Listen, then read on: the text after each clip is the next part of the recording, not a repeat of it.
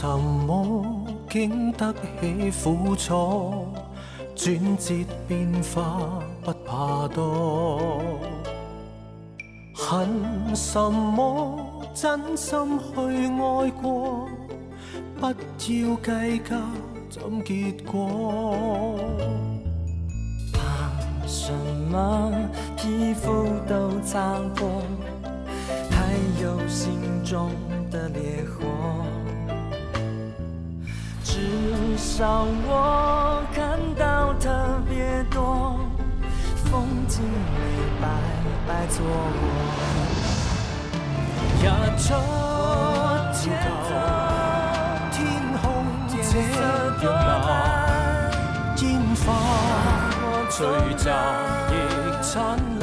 是短暫也燦爛，我們受傷，我們也將風浪打造夢想，希望我的人生沒遺憾。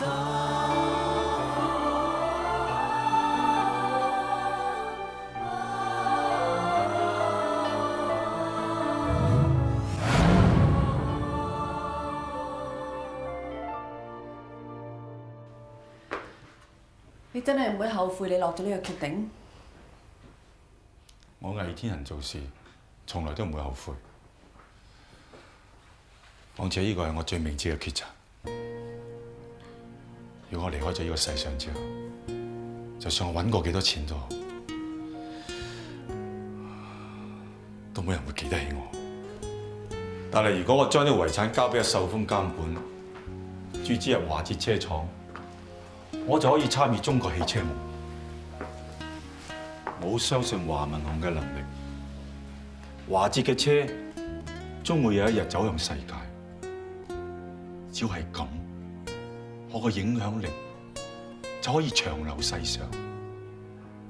見到中國人做嘅車，就會記得我嘅貢獻啦。你話我呢個決定係咪一定會贏？絕對唔會輸。不過將自己嘅一生完全交晒俾自己嘅死對頭，呢樣嘢我諗除咗你之外都冇人會諗得出。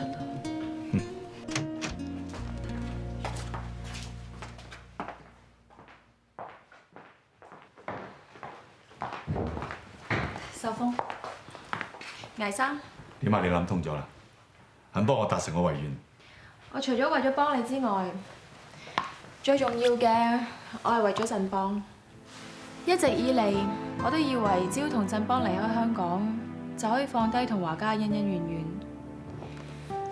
不過原來振邦一直都冇放開過中國汽車夢。一個男人冇事業、冇夢想，根本就唔開心。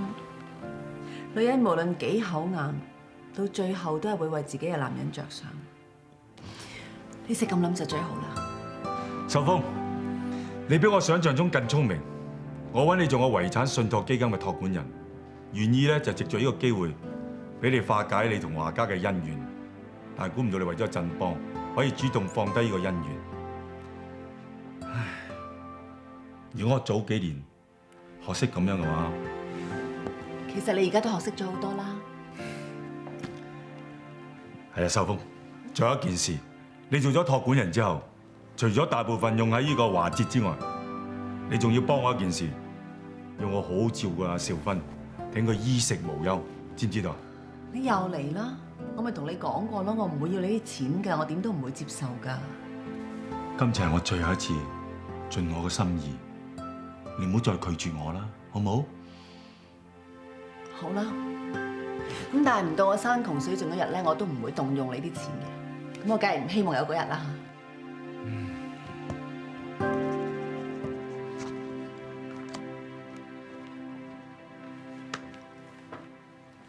汪兆芬小姐 ，Rocky 先生，你哋兩位已經喺份遺囑上面簽咗名，而家正式係呢一份遺囑嘅合法見證人。魏生，呢份遺囑已經正式具備法律效力㗎啦。唔該你，陳律師。再見，魏生。好，一切手續辦妥咗，我哋開支香檳慶祝下。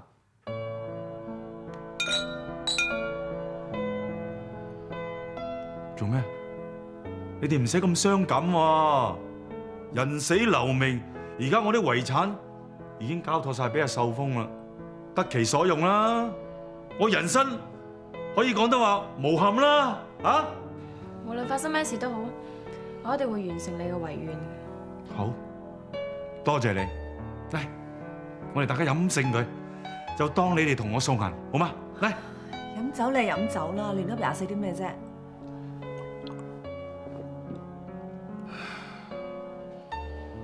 一仲剩翻一個人，我係唔放心嘅。秀峰，你跟我入嚟。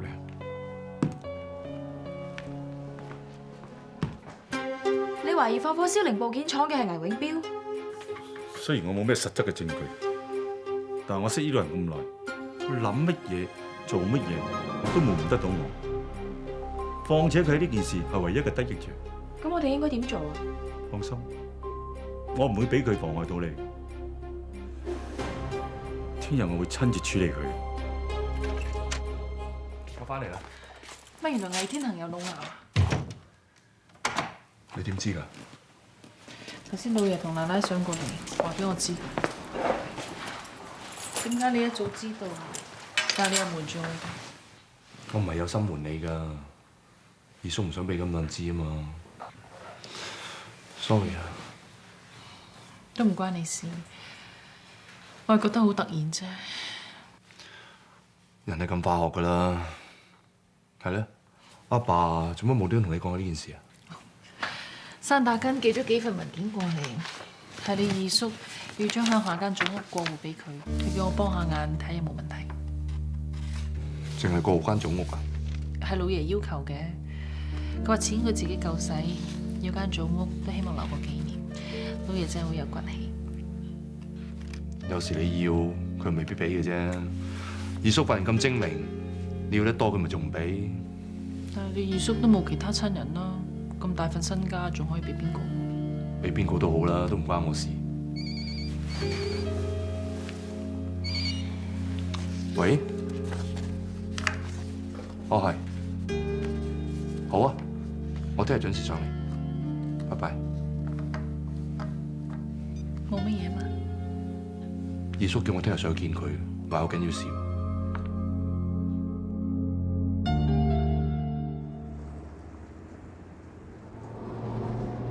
我已經入咗1000萬落你個戶口嗰度。黎生，點解你俾咁大筆錢我啊？以前跟我嘅助理，最長嗰個都係做咗1年，但係你竟然跟咗我12年，12年啊！我都唔明白點解你會忍得到㗎啦？係佢哋唔清楚你為人啫。係咩？黎生，你人生哲理係你夠強就冇人可以蝦到你。你而家收咗我錢，就唔使當係老闆㗎啦。喺度連發瘋啊！你聽日唔使跟我㗎啦。黎生，我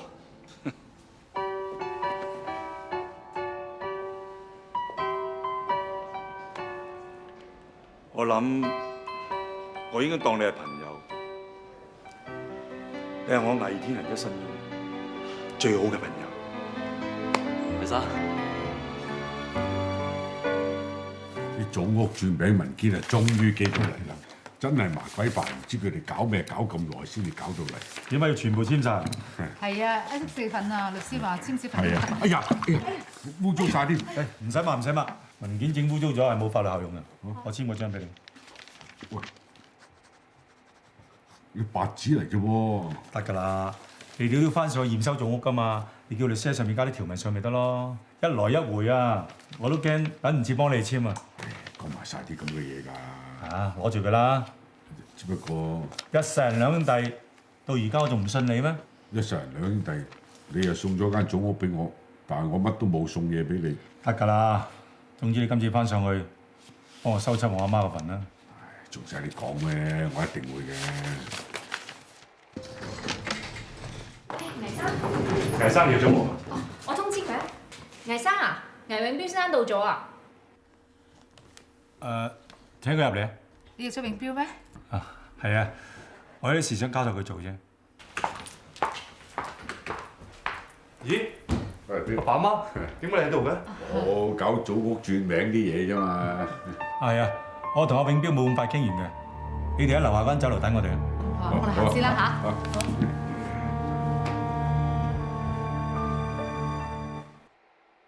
二叔，你呢件事令我諗翻好多嘢，我真係好後悔以前自己做嘅嘢，我真係希望二叔你可以原諒我。一家人冇隔夜仇嘅，況且你係倪家最叻仔嗰個，人又聰明，又膽識過人，淨係睇你夠膽放火燒廠就已經知啦。我唔係好明你講咩喎，二叔。你繼續扮無辜，你越係咁奸，我越係唔可以留你喺度，因為你遲早都會阻礙我注資入華。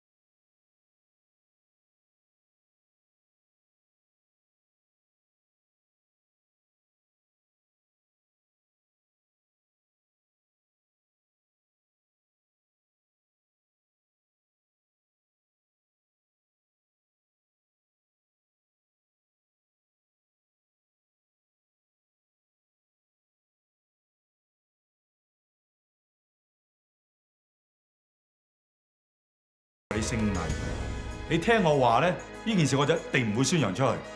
嗱，你而家乖乖地攞幾百萬出嚟，自己做下生意，呢條路係你最好走噶啦。行啦，落去開開心心食餐晏，你阿爸阿媽等咗好耐噶啦。魏天啊，我有你好耐啦！你話自己係邊個？叻過天啊！可以控制晒所有嘢咩？有錢係咪大晒？有錢去控制其他人啊！你半隻腳踩咗入棺材噶啦，點解仲要咬住我唔放？逼我賣槍！花咗幾多時間識起到今日呢個位？你一句説話要我放棄晒，我唔甘心，我唔甘心啊！二叔，做咩啊？攞啲藥俾我。喺邊啊？我就唔喺度啦。有啊！二叔，有啊！攞啲藥俾我。醫生，醫生，醫生。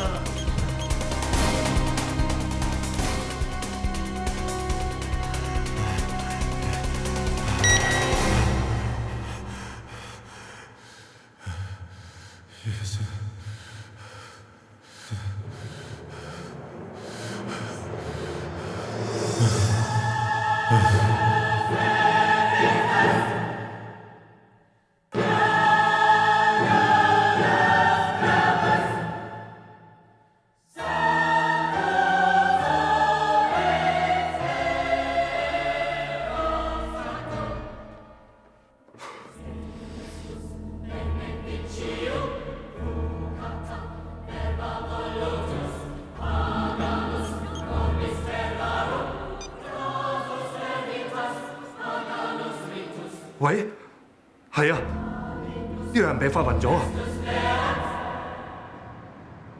俾人叫為天行，55歲。我哋到場嘅時候，佢冇晒呼吸啦。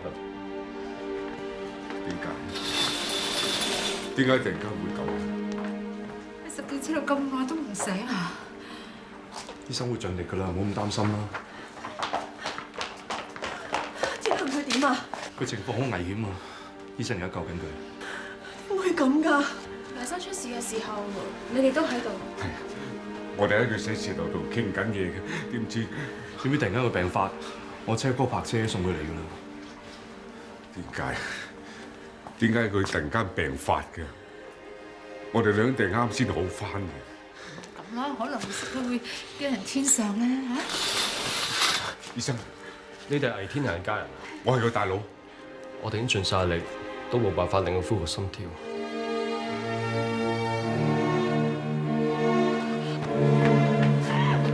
細佬，細佬，細佬！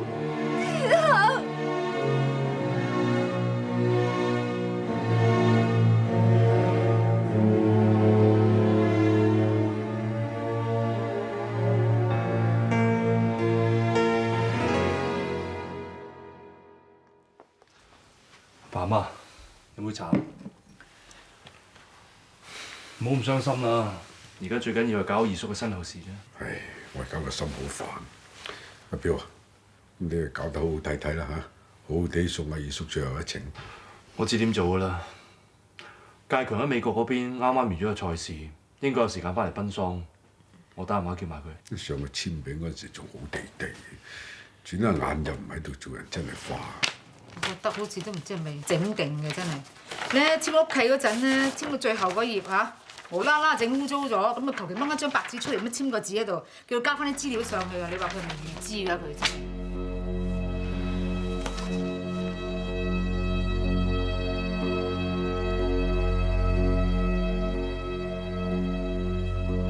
阿爸媽，喪禮嘅事好多嘢要你幫手嘅，不如屋企呢單嘢等我幫你搞。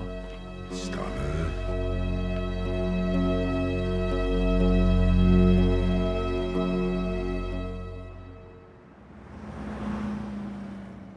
咁你自己小心啲啦。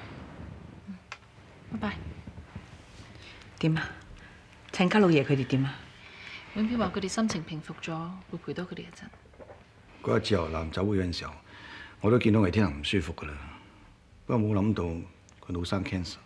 其實永標一早已經知㗎啦，不過係魏天行叫佢哋唔好講，咁啊好難怪嘅。佢有病對個市影響好大。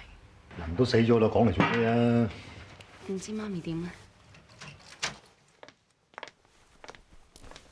振邦，阿叔，你帶佢翻嚟做咩？阿媽，秀峰上嚟有好緊要嘅事同大家宣佈，關於華子嘅未來。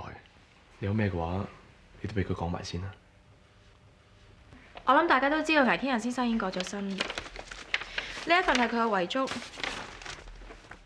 根據佢嘅遺願，我係佢嘅遺囑執行人，而且會將大部分嘅遺產注資華哲。唔係啊嘛，魏天行要注資入我哋車廠，你點解要咁做？魏生生前同我講過，其實佢係俾華 uncle 你一番説話感動咗。佢覺得中國汽車夢係一件好偉大、好有挑戰性嘅事。佢希望喺中國汽車發展史上留低佢嘅貢獻，所以佢交託俾我，叫我幫佢完成呢個心願。而汪兆勳亦都係遺囑嘅見證人，所以如果你哋有啲咩問題，可以隨時問佢。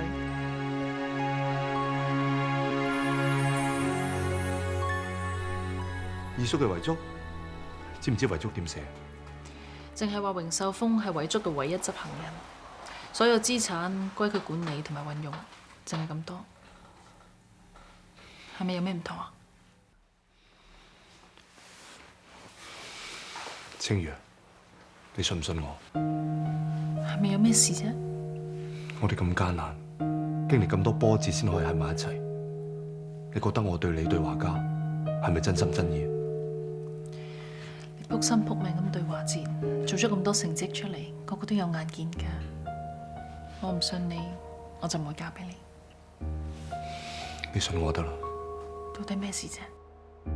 我有啲好緊要嘅事話俾你聽。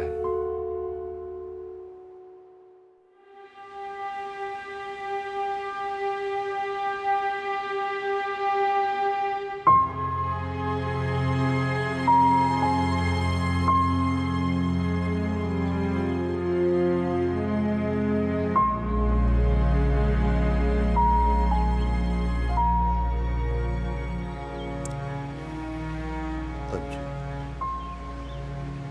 我一路都唔知你做緊乜嘢，原來係因為咁。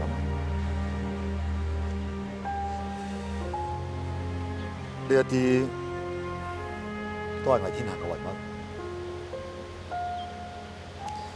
呢啲係佢珍藏嘅手錶同埋筆，佢生前都好寶貝。可能人人都以為佢有好多嘢，但係佢正正最渴望有嘅嘢，佢呢一世人都擁有唔到。唔知係咩啊？可能係一般人最基本嘅親情、朋友嘅關心，同埋或者人生嘅意義啊。佢其實好可憐，我淨係知道佢好可憐，所以佢喺人生最後嘅呢一段路，我唯一可以做嘅就係陪佢走埋落去。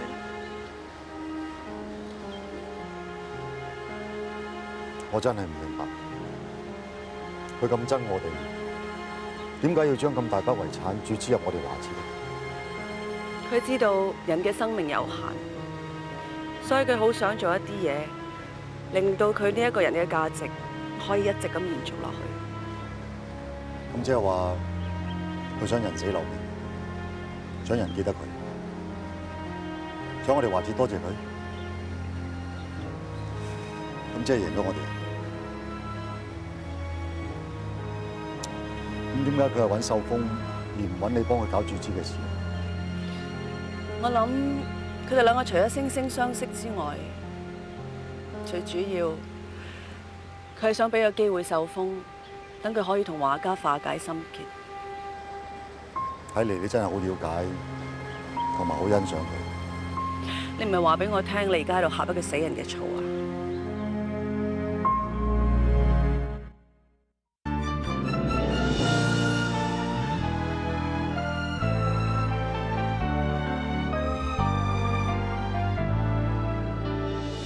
唔該，大嫂。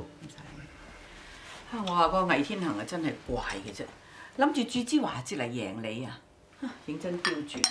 做生意就各施各法啫，不過有啲人咧就不擇手段，總之唔害人，亦都無可厚非嘅。喺商界，佢都算係一個奇才。真係難得大哥你仲咁欣賞佢，我依然維持原本，佢唔係好人嚟。你同佢之間咁多恩恩怨怨，攞尾仲夾埋小芬響中間喎，點計都計唔清㗎啦。人都死咗啦，唔好計較啦，文石。我唔會同佢死人計，我仲多謝佢注資華資添。不過問題就係咧，佢要榮秀峰管呢筆遺產，咁啊，我覺得有少少係攞嚟玩咯。唉，如果遺囑嘅執行人係少芬，咁件事就簡單好多。就係。你係驚阿秀峰唔肯注資華資啊？咁以秀峰嘅為人，我諗佢唔會咁做嘅。不過佢身為遺囑執行人，又要注資我哋華資，咁即係佢係我哋嘅大股東。到時佢就要入主董事局，先至可以監察住成個遺囑嘅執行。唔得，佢連汽車零部件廠都夠膽燒嘅。如果俾佢入咗嚟華資，你點知佢會唔會做出啲更偏激嘅行為啊？大嫂唔係講得冇道理㗎。你知榮秀峰同我哋華家嘅恩怨咧，真係仲複雜過魏天行。萬一引狼入室就弊㗎啦。你唔使諗咁多啦。華資係有文雄嘅心血嚟嘅，注資呢件事我都要同佢商量，所以我都會慎重考慮嘅。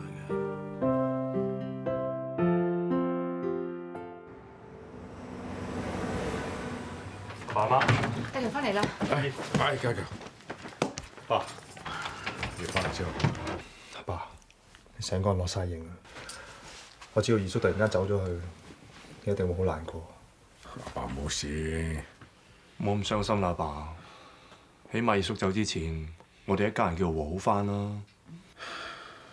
你兩個記住啊！你兩兄弟以後有乜嘢咧，有商有量先得㗎嚇。放心，阿爸，我哋咁好感情。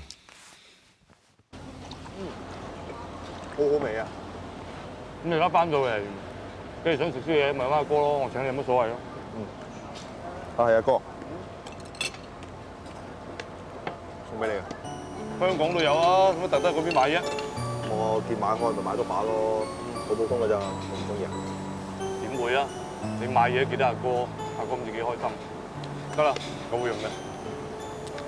係啊，我有睇你喺嗰邊嘅消息喎，幾叻仔啊！喺個賽事入到3甲。嘉樂話我好好彩㗎咋。你遲下可能好忙㗎啦，趁呢段時間喺呢度嘅，多啲陪阿爸。估唔到離開香港一排，發生咁多事。不過二叔都算好彩㗎啦，死咗都仲有我哋啲親人幫佢搞喪禮。咁所以佢第日不遺產，就算俾我哋打理，都係合情合理嘅。但係我冇諗過攞咁大筆錢㗎喎。唔係話我哋要啊，咁嗰啲錢俾邊個啊？俾外人咪仲衰，啲人都唔知會唔會敗晒。你俾我哋，起碼我哋會幫佢完成遺願，幫佢做翻啲好嘢。飲杯阿哥。係啊。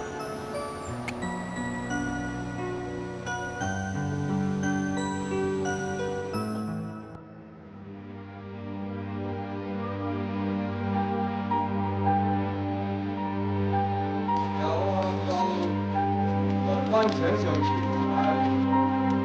來軍請留步，一鞠躬，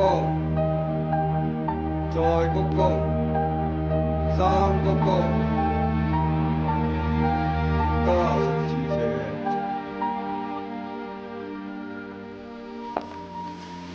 家姐，好笑嘛？好多嘢搞，有啲攰啫。你可唔可以要我幫手，即管出聲？大哥、大嫂，節哀順變。安小姐，你有心啊！呢段時間你一直咁照顧天恒，我哋真係唔知點多謝你。我都諗緊你會唔會出席呢個喪禮？我都啱啱落飛機啫嘛，我諗完咗個喪禮先去揾你嘅。有咩你搞掂晒啲嘢再講。有心。黎生臨死前一日同我講咗好多嘢，其中一啲係關於你。我相信你最後見黎生嗰陣，佢一定語重心長咁同你講咗好多好重要嘅説話。二叔當然有好多好重要嘅嘢吩咐我做，其中都有提到你。我真係唔明點解黎生偏偏喺見你嗰陣病發身亡。你想講咩？有客到。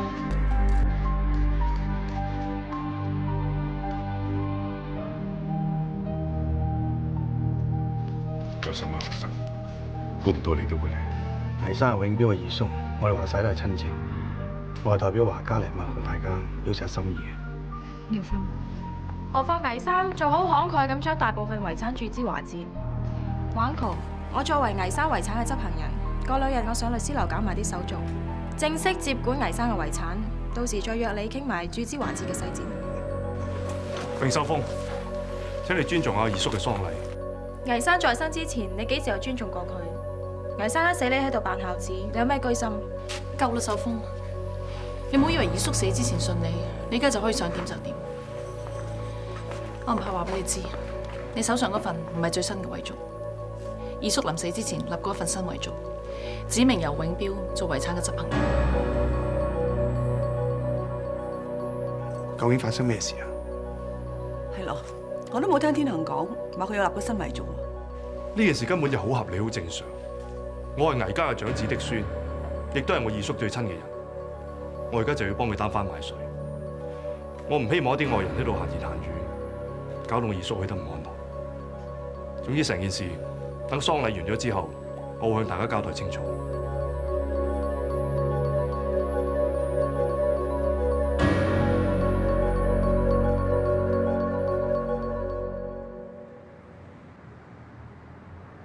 呢份遺囑有我二叔嘅簽名，同埋我阿爸阿媽見證，日期就係二叔死嗰日。永標呢份先係魏天恒最後嘅遺囑。點解你唔早啲攞出嚟俾大家睇呢？永標本來諗住過埋喪禮先再處理嘅，點知榮秀峰咁過分喺靈堂嗰度喺度講遺產嘅事，我忍唔住先講嘅。你做得好啱，係個秀峰唔識大體啫。我諗佢想你哋信任佢，一定講咗好多壞話啦，連二叔都爭啲俾佢呃咗。唔係啩？你個二叔咁老奸巨猾，細路女點呃到佢咧？我有少少懷疑啊。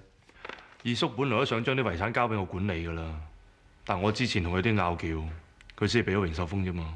榮秀峰一直都仲咁憎我哋華家，魏天恒要注資華捷，佢點會甘心啊？二叔同我講過話，榮秀峰之前唔係好願意，收尾迫於無奈接受咗。後嚟我知道咗，我好擔心。我擔心榮秀峰入咗華捷之後，唔知會生咩花樣。不過我哋依家可以放心，永標先係真正嘅遺囑執行人，榮秀峰搞唔出啲乜嘢。喂，咪住先，你哋又話兩叔侄反咗面嘅，魏天恒做咩無端端改遺囑，叫你做遺囑執行人啊？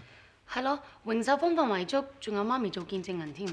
咪就係因為零部件廠火燭嗰件事咯。二叔4個人揾咗我上去傾，佢話查出原來放火係真兇榮秀峰，佢知道自己信錯人，所以改遺囑。呢個根本就唔係事實。放火燒零部件廠嗰個人唔係秀峰啊！來説是非者，便是是非人。信邦你咁講，即係咩意思啊？你點可以咁樣話你姐夫㗎？佢都係為我哋華家好啫。你哋俾佢呃晒啦！冇錯，秀峰對於注資華這件事真係有啲意見，但係佢都接受咗魏天恒嘅委託啊。點解？因為佢係真心想幫我完成中國汽車夢，佢更加想你哋諒解佢，再接納翻佢。佢喺你面前梗係講得好聽啦，你唔好聽佢一面之詞啦。個真相係點，你根本唔知。秀峰講嘅就係一面之詞，咁你講嘅有咩根據啊？你攞證據出嚟啦！好啦，唔好拗啦，再拗落去都冇結論嘅。而家最緊要就揾埋秀峰出嚟，3口6面講清楚。阿媽，阿彪，你係咪有嘢瞞住我哋？係咯，你話有二叔中遺囑咁啊，我哋聽都未聽過㗎嚇。你冷靜啲聽我講先啦。二叔係逼不得已先委託榮秀峰做佢遺產執行人嘅啫。後嚟佢發覺自己信錯人，咪叫我上去辦公室咯。照你咁講，嗰日你係同天恒講緊華捷零部件廠火燭嗰件事咯。佢發覺榮秀峰放火嘅，覺得唔可以再信佢，所以叫咗我上辦公室。佢話會盡快揾律師更改遺囑，轉我做遺產嘅執行人。點知佢突然間病發，咩都做唔切。但係嗰張遺囑你係點得嚟先得㗎？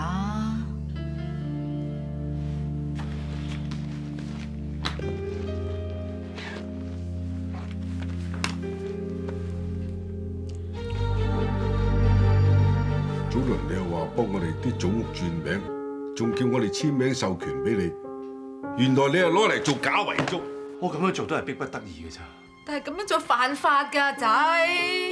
我知啊媽，但係有咩辦法啫？口講無憑，我唔攞張遺囑出嚟，二叔份遺產就要白白落咗喺榮秀峰手上。佢咁憎華家，佢點會幫二叔完成遺願啫？點講我哋都係二叔最親嘅人，我哋唔幫二叔完成遺願，邊個幫佢？但係點解你好做唔做犯法嘢，你走去做啊？俾人拆穿監都有得你坐啊！所以阿爸媽，你哋一定要幫我。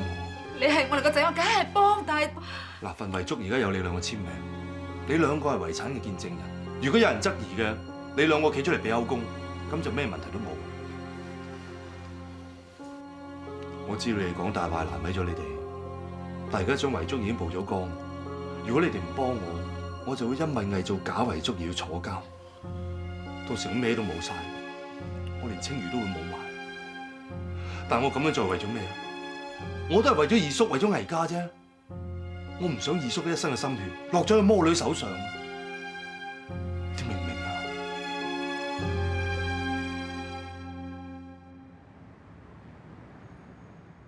魏生係冇可能委託魏永標做遺囑執行人。咁你即係話永標手上一份遺囑係假㗎啦？冇錯。你太過分喎！好啦好啦，你哋唔好再無止境咁拗落去啦。大家出嚟都係想3口6面講清楚嘅啫。既然而家出咗2份遺囑，我哋一定要搞清楚邊個先至係遺囑嘅執行人。永標係華捷嘅人，由佢接管遺囑，注資華捷係最合理。青瑜啊，你真係要搞清楚，而家唔喺度討論邊個適合啊，係到底天恒有冇寫嗰份新遺囑俾佢啊？魏生同我講過，放火燒零部件廠嘅係魏永標，佢又點會叫佢完成佢嘅遺願啊？荒謬！你話係永標做嘅，個個都懷疑係你做嘅。秀峰點咁做啊？天恒都同我講過，話秀峰唔係放火嘅主謀，呢點我可以做證。但係又冇實質嘅證據喎。我立場好明確，我先係合法嘅遺囑執行人。係咪合法唔係你講嘅，等法庭判決啦。秀峰，咁你打算？冇錯，既然佢唔肯讓步嘅，咁唯有打官司。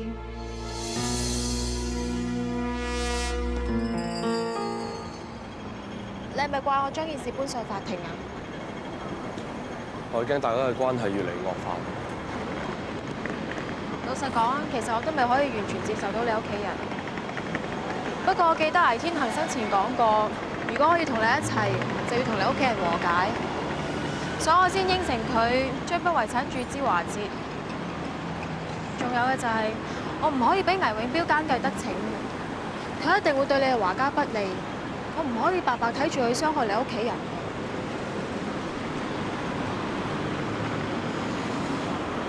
你咁樣對我屋企人，佢仲誤會你。鬼叫我中意嗰係你咩，華振邦？我送樣嘢俾你，交嚟。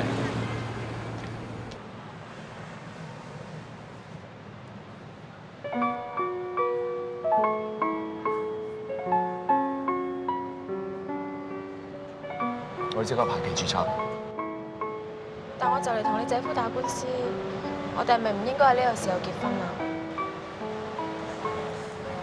你做咗咁多嘢，受咗咁多委屈，都係為咗我。喺呢個時候結婚，係我對你最大嘅支持。咁你屋企人咧？我唔理其他人點睇。總之由而家開始，我會同你一齊面對所有嘅困難。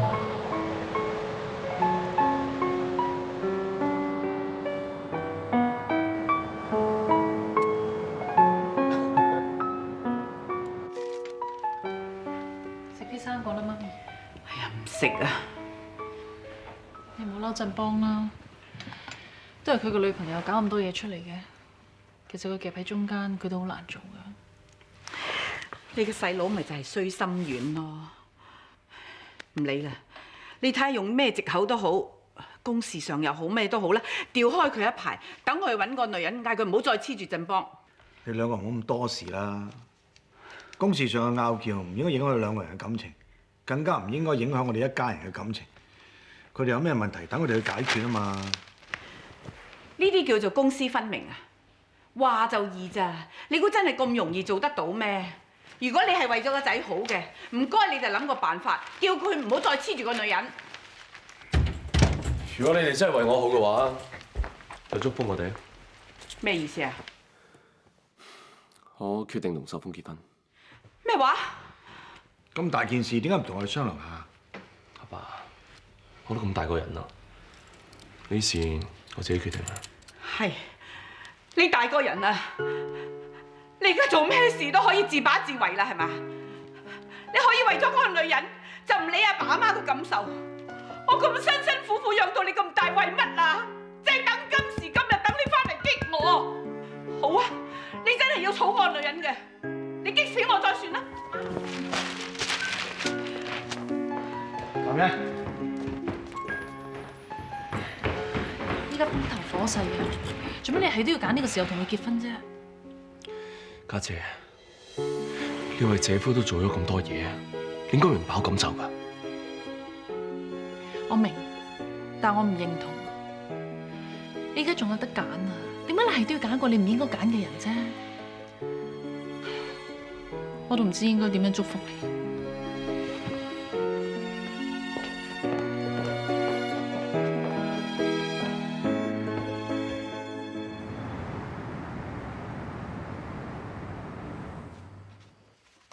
你哋結婚，恭喜晒啊！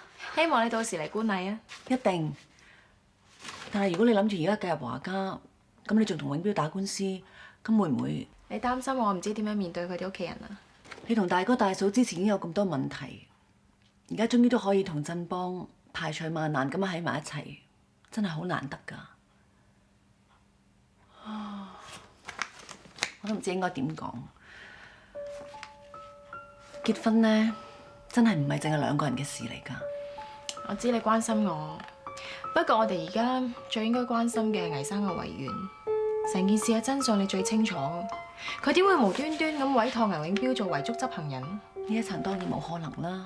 所以倪永標手上嘅遺囑一定係偽造。如果筆遺產落咗喺佢手上，真係不堪設想。Excuse me，吳小姐，我想問多你一次，你係咪決定咗堅持入稟法院，凍結倪天行先生遺產，同埋拒絕接受倪永標先生手上持有遺囑合法性。我當然支持你啦。係。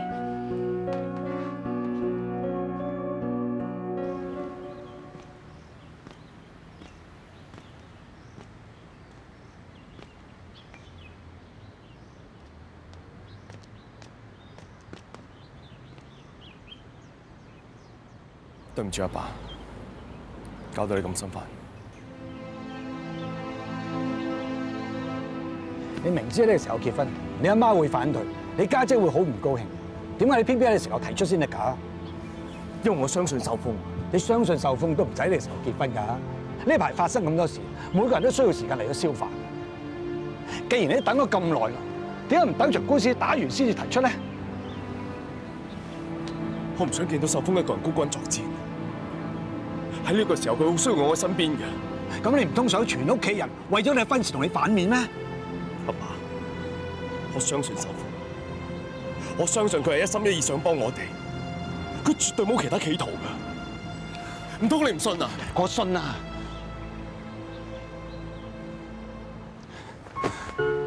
陳邦，如果有日你發現阿永標所做嘅嘢係冇錯，係你誤會咗佢，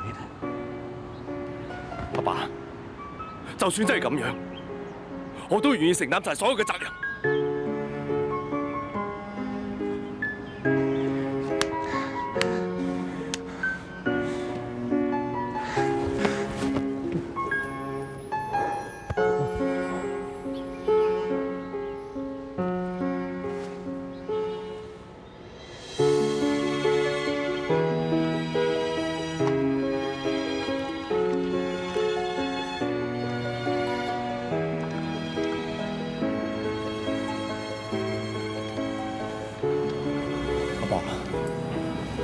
我仲想你幫個忙，